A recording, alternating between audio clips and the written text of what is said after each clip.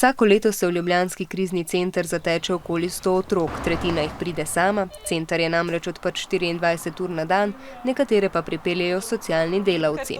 Večina otrok je starih okoli 15 let, čeprav je center namenjen vsem, ki so stari od 6 do 18 let, izjemoma tudi 21.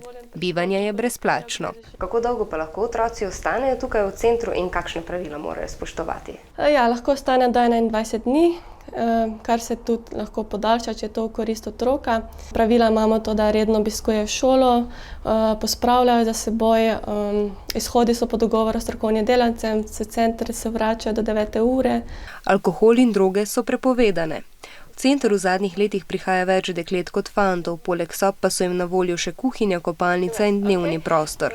Težave, ki jih imajo doma, jim svetovalci skušajo pomagati reševati tako, da na pogovor povabijo njihove starše.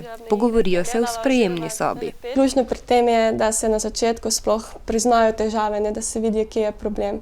Tukaj so sprejeti najpomembnejši dogovori tudi za naprej, ne. Vse glavno se dogaja tukaj. Polovica otrok se po 21 dnevih ali pa še prej vrne domov. Nekaterim pa morajo poiskati drugo nastanitev v zavodu ali pri rejniški družini. 10% otrok se v krizni center vrne, a včasih kdo iz njega tudi odide brez opozorila. Vrata centra namreč niso zaklenjena in otroci so tam na svojo željo.